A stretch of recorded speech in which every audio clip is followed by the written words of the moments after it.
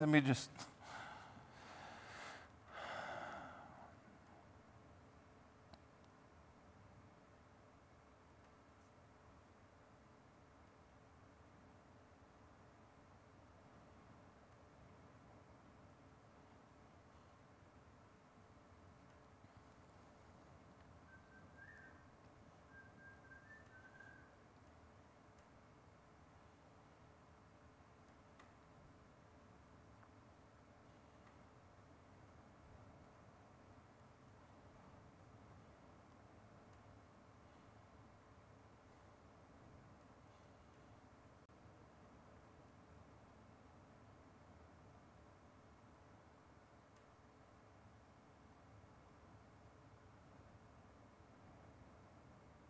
That omelet's not sitting well with me.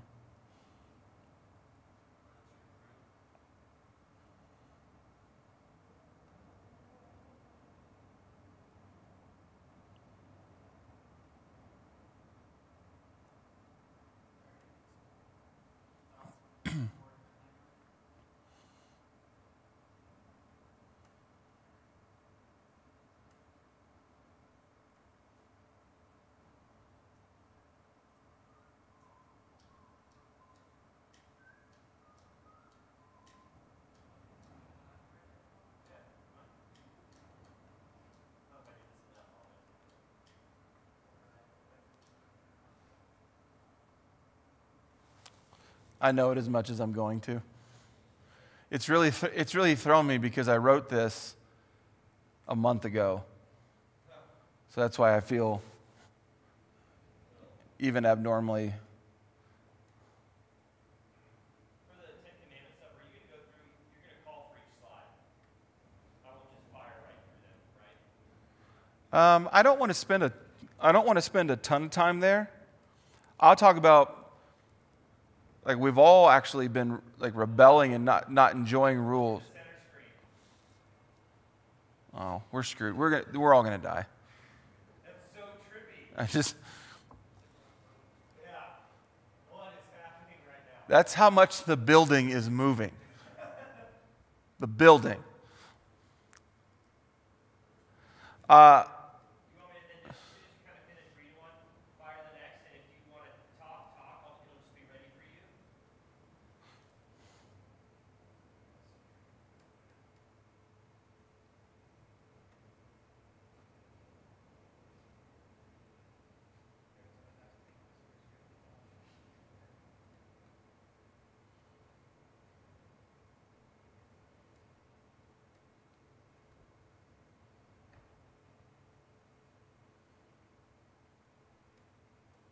Yeah, I don't think I want to spend a whole lot of time. I'm thinking like I would read it. Like, I am the Lord your God who rescued you from the land of Egypt, the place of slavery. You must not have any other God but me. Okay, commandment 1. You must not, and then go to the next one. Yeah. You must not make for yourself blah, blah, blah, earth or in sea. Okay, no other gods. No other idols, right? You must not misuse the name of the Lord your God. Okay. Blah, blah, blah, blah. And probably on the last one, since there's multiple ones there, that gives me a little bit more freedom to be like, you must not testify falsely against your neighbor. In other words, commandment, don't lie. Even if you're nominated for the Supreme Court.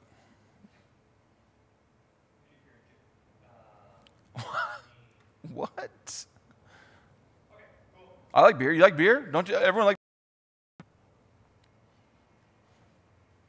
Yeah. And it'd be great live. It's one of those songs where it's like you write it for live use. Stand on the rooftop screaming your heart out. Like angsty teenager in their car. Oh,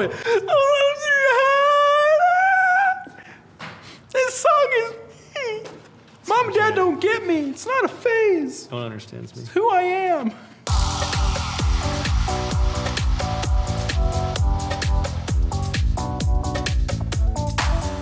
I would say the weirdest state law in Rhode Island is you can't ride your horse backward through the square on a Sunday. And the correct answer is Whoa, that actually, maybe I read that sometime and that was in my head because it's about horses. Did you cheat on this? I don't know. It's illegal to race horses on the highway. Okay. All right.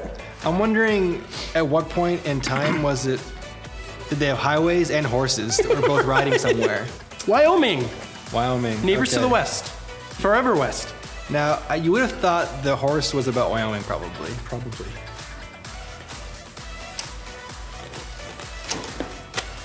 I assume it's illegal to use a firearm to fish. Well, Only if you don't get caught. well, if you, yeah. Arkansas. Arkansas. So the weirdest state law in Arkansas.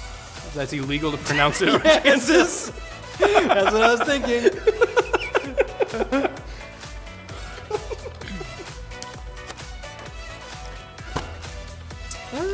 It's illegal to honk a car horn at a sandwich shop after 9 p.m. Soup shops, fair game though. Burger joints, go for it. Pizza, Yeah. all day long. Sandwich shops, No bueno. no good.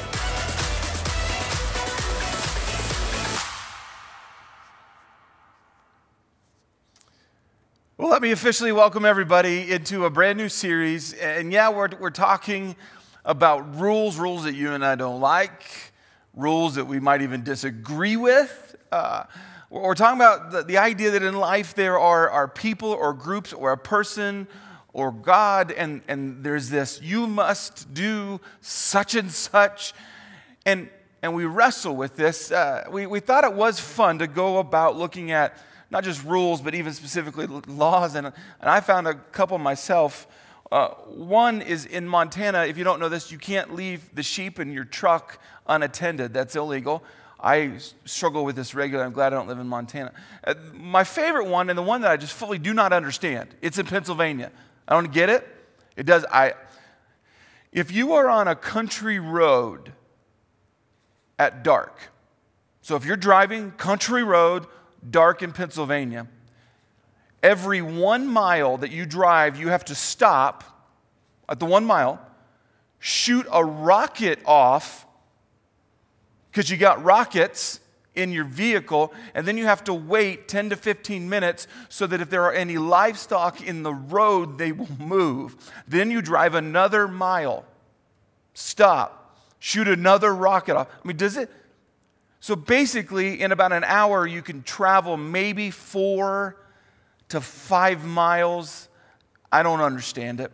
You probably have rules in your life. I don't know if you had a curfew. Anyone have a curfew? Yeah, curfew. Or I don't know how you feel about speed limits. But many of us have rules that we hate, rules that we love. Some of you are like rule followers. I'm married a rule follower. She is given a rule, and it's like, we must follow this rule. I'm the opposite. Rules are often, to me, suggestions, right? They're just like, that's a decent idea. I think, if you're familiar with Anna Kendrick, she says this. She's a movie star. I love rules, and I love following them unless the rule is stupid. Huh? I think we all be like, yes, that's exactly it. Many of us lean into where this makes a lot of sense. But rules for many of us don't. You have probably had to follow a rule that you hated. You have probably been in an environment where people broke rules. And I think that when you and I talk about rules, it could be the least inviting conversation. But I would tell you, it's critical that you and I have a brief, this is only a 2-week series for those of you who hate talking about rules. But we need to have an important conversation. In fact, I'd like to establish what I'll call common ground in the midst of this. When it comes to rules, here's a couple places of common ground. First, we don't all agree with all the rules. And I think we need to admit that and confess that and say, all right, that's it. That's locked on. We don't all agree with all the rules. Even right now, all of us listening, whether you call yourself a Christian, a Jesus follower, if you're like, I'm not of that, we all can agree that we don't all agree with all the rules. And that's why many of us choose who we listen to. A lot of times we lean into, well, this group of people, this particular news station, this particular set of books and authors, this group, I agree with their rules, so I stay with them. But I think we all need to admit that we don't all agree with all the rules. We haven't since we were kids. And I would tell you, we're never going to always agree with all the rules. So some might say, well, then let's just pick certain rules. Well, the problem is you're not going to pick the same ones as the person sitting next to you. And maybe someone will be like, you know what, David? You're right, we're not all, so let's just get rid of rules and everyone just run their life the way they want to run it. In fact, many of us would say the problem in this world or in this nation is that we have rules and we should get rid of rules because rules are bad. If you're a teenager, you're probably going, amen, this is the best sermon you ever heard. But many of us have thought this, okay, if we don't all agree with all the rules and there's lots of bad rules, then maybe we should just ban all rules. Well, let me explain, and I think this is more common ground. The rules of rules, everyone believes in rules. You may think that you don't. You may actually think the right answer, the best answer, is that we just stay like, I don't like these rules, and so we want to get rid of all rules. In fact, this is the way, if you ever had a clubhouse. Anyone have a clubhouse? Anyone have a neighborhood gang, right? Neighborhood crew, a group of people that you're just like, hey, we're going to hang out, and I don't like my parents' rules of this, and you create a clubhouse or a group. What's fascinating to me is that oftentimes when we rebel against rules, we create a whole other set of rules. Motorcycle gangs rebelling against laws and rules, like we don't like that, create their own system of rules. Many of us in life have rebelled and rejected rules, but in the same process created a new list of rules. Everyone believes in rules. You learn if you believe in rules because you might say, you know what, I hate speed limits, right? You might say, I'm against speed limits. But if your kid was playing at the edge of your driveway and a car raced through at 90 miles an hour, you'd say that person should be stopped. See, a lot of times when things get personal, when things get very real, we begin to conjure up in our minds, well, there should be a rule about that. But when we don't care about it, we're like, oh, no rules. No, everyone believes in rules. Everyone does. Everyone believes in rules. We just wrestle with how to play that out. In fact, rebelling against rules has been happening for a long time. I thought I would give you an example. God freed this whole group out of slavery. They've been living in slavery for at least 400 years. They've been told what to do. They had all these rules and regulations, and they were abused. They were used. They're known as the Hebrews or the Israelites, God's people. And they were living in slavery, and God, the Almighty God, freed them out of slavery. Think about this just for a moment.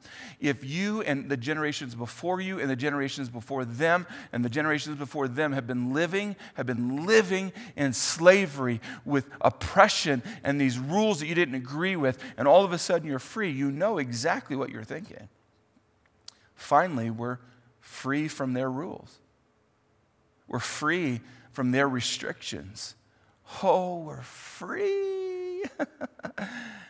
And then God, to those people, said, you're free. I'm going to give you some rules now. They're called the 10 Commandments. You probably have heard of them, or I don't know if you know them. I thought I'd just show these free people all of a sudden get handed down rules. It was like the beginning of class, but worse. I am the Lord your God who rescued you from the land of Egypt. I just told you about that, the place of your slavery. Here's commandment 1. You must not have any other God but me. Rule 1. You must not make for yourself an idol of any kind or an image of anything in the heavens or on the earth or in the sea. Another command, another rule. You must not misuse the name of the Lord your God. It's a rule. Remember to observe the Sabbath day by keeping it holy. It's another commandment. Honor your father and mother commandment. Then I thought we would just put them all close here. You must not murder. We're like, that's good. You must not commit adultery. You must not steal. You must not testify falsely against your neighbor. Don't lie. And you must not covet your neighbor's house. Don't covet. You better believe it was a downer of a day when these free people who used to be slaves, who are now venturing out under the guidance of God, all of a sudden have their day and life, what they might feel ruined, going, we just were under oppression, and now you're giving us rules. And someone was like, but those aren't bad rules. Come on. Don't murder people. I mean, don't lie. Don't cheat on your spouse. Most of us were like, well, those are actually logical rules. And I think this takes us to a place. I think this takes us to the true tension that if you have ever, just think about it, if you have ever rebelled against an authority, maybe it was a parent, maybe it was a coach, teacher, principal, boss, maybe it was the government. If you have ever rebelled against something, let me show you the tension. We aren't anti-rule. We're anti-ruler. Most of our issues are not with the specific rules because a lot of us know that that rule is coming from, right, an authority. And anytime you and I begin to think and process about what we're restricted by, because that's typically how we see a rule or a law, it's a restriction. We immediately go to our thoughts of like, it's not necessarily about the law or the rule. It's about the ruler. It's about the person in charge. Can we admit in a very mature way that some of our biggest issues when it comes to rules and laws and how we even govern our own lives, that we have an issue with our rulers? Maybe you don't like the president. Maybe you don't like the ruler known as a parent or a guardian. Maybe you don't like your teacher, your coach. Maybe you don't like police officers. Maybe you and I have an issue with authority. I think we do. I think you and I are constantly evaluating who our authorities are. And when you look at how to live a life the way you and I ought to, we need to pay attention that we have a problem with our ruler. But it goes further. I told you there are rules to rules. Everyone believes in rules. Yeah, we talked about that. But rules have to match the ruler. And I told you we have an issue with the ruler. Well, the rules have to match the ruler. And this is where in our lives, rebellion begins to boil up and pour out because you and I are like, when I don't like what I'm told to do and how I'm told to do it, we don't go after the rule, we go after the ruler, and we begin to mismatch stuff. We begin to change where maybe you're like, well, I don't like their rules, so I'm gonna begin to mismatch some stuff and change some things up and say, we begin to move the puzzle pieces in a way that we think is right and it's legit, but we're mismatching stuff. In kindergarten, we were taught how to match stuff. You remember this, right? In kindergarten? Just go back just think about kindergarten. Like, is it not some of the most stress-free moments of your entire life? Where all you thought about is what snack are you getting today and what are you doing at recess? That's it. I mean, it was, and the biggest challenge of the day was, do you know the letter? That just sounds amazing. But if you don't remember kindergarten, you likely played the match game. Let's play together. I think this should be fun, okay? So for those of you who came to church and you're like, I don't know if I know the Bible. I don't know if I know well, guess what? We're all going to win at this, okay? We should, hopefully. We should win with this. Let's match these up in the best way possible. The bird, I think we should just understand it matches with, well, they fly. You doing well so far? I hope so. Fish, they swim. And dogs, they bark. Now, I know somebody like, well, I've seen a dog swim, and I understand that. But our dog believes its primary existence is to bark all the time at anything that hints at moving. It's wonderful. It's a joy. Not at all. Not one bit. But I know this is kindergarten, this is elementary, but this helps us understand. This helps us have a conversation about matching things up the way they should be matched. In fact, let's flip this. Let's do the test incorrectly, but let's talk about sports. Let's say you're playing golf, but you're not going to play golf with golf rules. You're going to play golf with bowling rules. I mean, can you imagine lining up first tee? You set a bowling ball on the tee. I don't even know if the tee could handle it. But we also know that bowling, the goal is to get 300. I don't know if you've ever bowled a 300. I've not even come close. If you score 300 playing golf, they will kick you off the course before you even make it to 300, and they will tell you you may never come back. You can try to change the rules, but you will lose. Well, bowling, we could apply different rules. We could play football rules. How about let's make the bowling alley 100 yards long?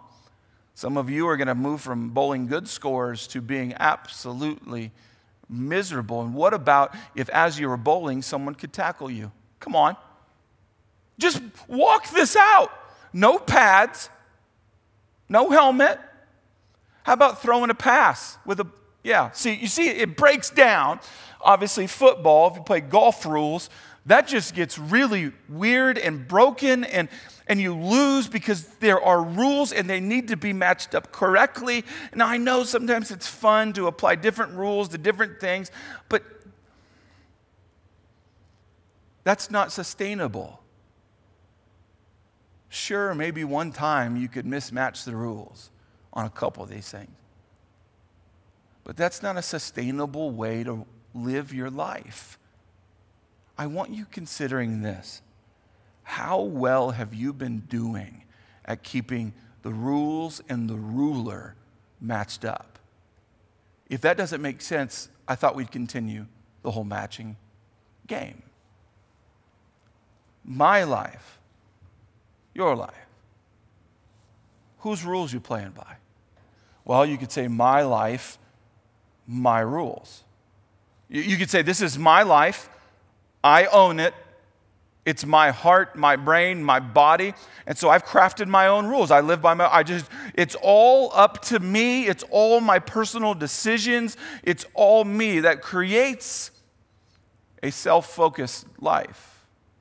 And most of us, at least I'm not, are not smart enough and wise enough to see 10 years and 20 years and 30 years down the road so perfectly. It's a dangerous way to live. I just want to know, you can be, maybe that's how you match it. Maybe it's my life, God's rules, where it's like my life, it's my life, and you kind of pick some of God's things, like, ooh, I like that rule that God says to love your neighbor. I like that. But I don't like some of these others, and you kind of just, they call cherry pick some just what you want. Maybe you see your life as God's life. You're like, God's life, but it's my rules. Like, I'm going to follow God. Oh, David, I believe in God. God's real. God's legit. He really created this place. However, I'm going to follow him my own way, right? I mean, I have many friends who do this. Like, oh, I believe in God, and I choose to follow God my own way. Not his way, my way. Or maybe you have landed with God's life, God's rules. In other words, the life I live is given to me by God. Life is about God. And so I'm going to live by God's rules. No matter which one you have chosen and saying, yep, that's the way I live my life, or that's the way I want to live my life, I want to give you an observation that has been very helpful, at least to me. Here we go. If your values are informed by preference rather than God, you have a mismatch. And I would tell you nowadays we live in a culture and environment that loves to choose values based on preferences. We love to go about life being, maybe you've said this, this is what feels right. This is what my friends think. This is what is socially acceptable. And most of us are looking at our lives and we're deciding, I want a fulfilled life, a satisfying life, this incredible life. But if you begin to lead that life based on preference, you will get yourself into trouble because our preferences lie to us. So, I want to take you to a place, to a very particular leader in history. His name's Moses. Moses was the guy that God put into control. He said, all right, Moses, I want you to lead this big group of people out of slavery, out of Egypt. I want you to lead them. He reluctantly took the job. And he reluctantly, but then began to slowly own it and do really well. He led them out of slavery into a life of freedom. God said, here's some rules to live by, commandments to live by. And what happened was they began to not like the rules. Oh, no. They began to question the ruler. And I want to show you what Moses teaches us through that tension that I think you and I are currently in. Let me show you. And now, Israel, listen carefully to these decrees and regulations. I mean, that does not sound sexy at all, but that I'm about to teach you. Obey them so that you may live. So you may enter and occupy the land that the Lord, the God of your ancestors, is giving you. Huh? Do not add to or subtract from these commands I am giving you. Can you imagine that nowadays? Just think about it for a moment. A leader gets up. I am giving you decrees, commandments. Do not add or subtract to them. We live in a time now that regularly, daily adds and subtracts. Do you see how counterculture this is? Just obey the commands of the Lord your God that I am giving you.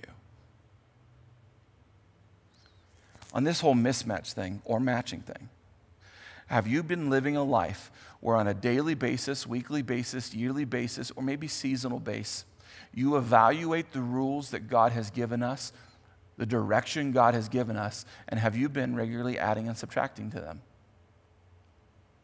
You know what Moses just said? Do you know what Moses, I just read you the Bible, and maybe you're unfamiliar with the Bible, and you're like, what's the point? What was he saying? What was the direction? Here's the direction. Here's exactly what he's saying in my own words. Don't add man-made rules to God-made rules and call them equal. Don't do it.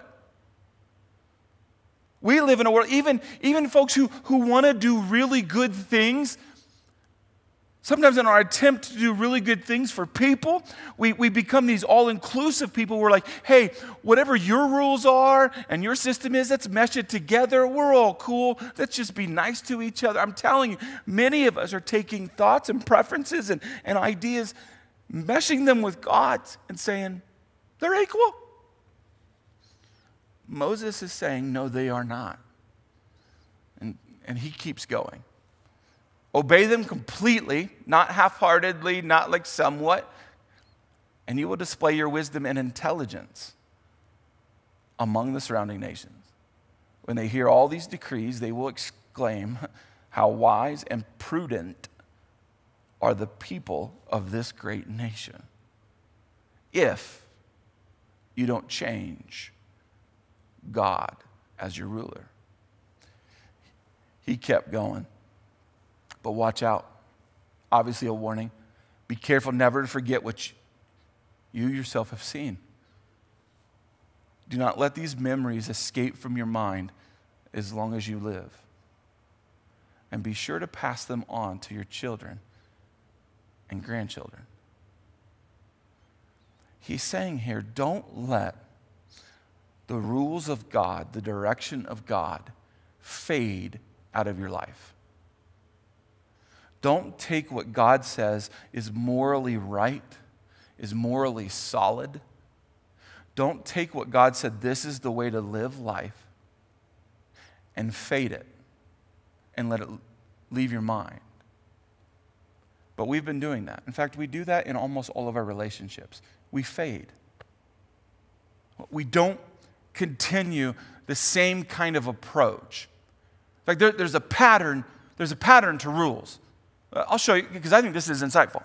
Here's the pattern of rules. The first generation, whoever gets the rule, whoever it is they revere the rule. Like, this is a big deal. They create the rule typically out of necessity, we have a problem, so a rule has to be put in place, and they revere it because they're so close to the problem that it's solved. So they revere it. They're like, this is a big deal. We see why, we understand why this rule is in place, because it just fixed the problem. The problem is the next generation doesn't see and feel the same problem because the rule fixed it.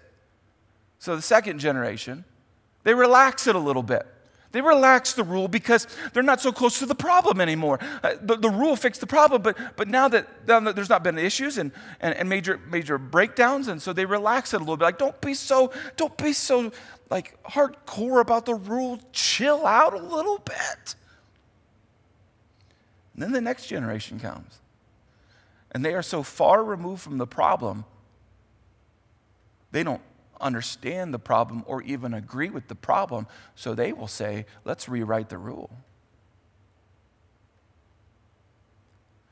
You know this happens in relationships. I watch a couple who just start dating, and they revere the relationship. They're like, this is amazing. I love this. You're amazing. Then they get married, and they chill out a little bit. They relax a little bit. They don't pursue each other as much. And then eventually, sometimes a temptation comes into the relationship, and they begin to rewrite the rules. Like, I know I committed to you until death do us part, but things have changed, so it's time to rewrite things. Where have you been on this? I think the danger that we have in this is the relaxing rules and rewriting rules. What if you grab the wrong rule and you completely rewrite the wrong rule, and then the old problem that rule fixed blows up on you? This is called, there's a term called revisionism. Happens in history. It happens to the Bible. It happens to a lot of the commitments we make. And many of us have been rewriting things because we don't feel the problem. I remember in the Ten Commandments, when it talks about honoring the Sabbath. A lot of us have taken the Sabbath, and now it's not a commandment, it's a suggestion or a recommendation or just a thought or maybe an ideal. And many of us have lost the value of taking just one day of every week and stopping. I mean, if I told you right now, you need to take 24 hours once a week and stop. Don't work, relax, worship God, chill out. Many of you are going, not possible. However, there's many examples. Let's use Chick-fil-A. We love Chick-fil-A, even though we do not have one. If you're a business leader, would you please start a Chick-fil-A? But do you know statistically Chick-fil-A is blowing up the competition? Chick-fil-A, if you don't know Chick-fil-A, they sell chicken sandwiches. Well done, Chick-fil-A. They're a fast food joint. They're closed on Sundays. They only operate 6 days out of the week. McDonald's, Arby's, Kentucky Fried Chicken, just name it, they all operate every day of the week. Did you know that Chick-fil-A makes almost twice the amount of money that a McDonald's makes when you compare the two stores? Do not tell me that you can't stop. If you're saying you can't stop, you're relaxing or rewriting the rules. It's called revisionism. Let me give you a definition of revisionism because I think this is important. Changing what is true to match what is preferred. Can we be so honest right now just to admit that many of us are doing this? Changing what is true to match what is preferred. Do you know this has been happening for a long, long, long time? Hitler. I mean, can we all admit that we do not agree with things Hitler did? I think we all should say, if you ever met him in a dark alley, you might beat him up, okay? Can we just admit that? I understand Hitler, bad guy, did horrible things. Do you know that Hitler took the Bible? Took the Bible. He didn't like all of the Bible. Here's what he didn't like about the Bible. He didn't like the Jewish references and terms. Some of you are like, but it's the Bible, written by mostly Jews. Well, he wanted to follow the Bible like the Bible, but he didn't like all that it contained. So here's what Hitler did is he removed all the references, all the Jewish references and terms. He didn't like the full 10 commandments. He thought they needed more, so he added 2 commandments to it. He created his own Bible. It's called the Nazi Bible. I recommend you don't buy it. And he put it together, had the Nazi Bible, and he revised it to match his preferences. Now, I know most of us don't relate to Hitler. We're like, I don't even get it. How about Thomas Jefferson, huh? Thomas Jefferson, one of our national heroes. He loved God, but he didn't like God's whole Bible. So you can check me on this. He got multiple Bibles and written in multiple languages. He cut out the parts he didn't agree with that didn't match his preferences. Specifically, he didn't like the supernatural things in the Bible because he didn't believe in the supernatural thing like that, like miracles. So he cut those out and he put together his own version of the Bible that matched his preferences. And he actually created his own Bible. Are you doing the same thing?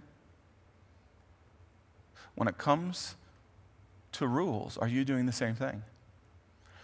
Are you living a world where you are actually rewriting truth and making it preference? I think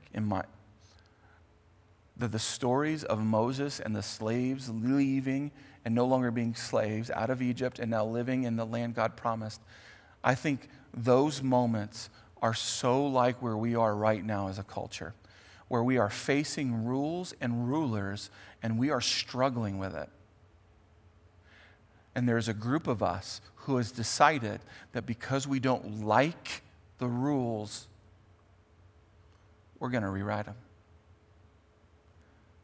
And I can tell you out of love, that means that it may not be in a decade or 2 or even in this generation, but in the generations that follow, they will encounter the problems that those rules solved. I think this leads us to perhaps the most important question a person can ever go after. We can take the story of Moses and the Hebrews. We can look at life and say, maybe we're mismatching stuff. And I'm going to tell you, God is not all about the rules. But just me saying that brings up, I think, a critical question. Who is your ruler? I think if you and I can go after this, then we don't have to trip over ourselves in the future. I think if you and I can decide, can lock on, are you your own ruler? Is God your ruler? This sermon series is 2 parts. And unlike a lot of the series that we do, you need to be a part of the second part. The second part I'm going to talk about, because don't be confused. God as a ruler, his objective, his goal is not to just put rules and regulations in your life to where to follow God means that all the fun goes out the window. I have studied God's rules perhaps more than you have. And I would tell you the heart and the meaning and the objective behind every rule that God has in place. In fact, I'll talk to you about basically the 2 rules that God has in place. If you're wondering, there's a lot more. No, there are about 2. But before we go after the rules God put in place that I would tell you are designed to give us the full life, not the restricted life, not the religious life, not the legalistic life, the full life, an awesome full life. But before we go after the 2 rules He put together, you and I, who's your ruler? And frankly, I want to leave you with that. I want you to wrestle with that all week, because please do not conclude in this moment, well, I want it to be God, so it's God. No, you got to lock on, is God your ruler or is someone else? And I think you ought to spend the next 6 to 7 days wrestling with who you're going to decide is your ruler. And I pray this, that you will have an open heart to choosing God as your ruler. So here's what I'm going to do. I just want to close our time in prayer. And I hope that you'll be a part of the second part of this as we go after, if God is our ruler, what are the rules that he puts in place for us? And how do we follow them? Let me pray for you. God, I have to admit to you that the conversation about rules is not one that I think any of us wants to bring up, but God, I know we need to bring this up. Heavenly Father, would you open up our hearts and our minds to learn what we should learn? For those of us who are jaded or skeptical or who are even wounded, God, would you open us up in a way that we'd be willing to hear what is truly true?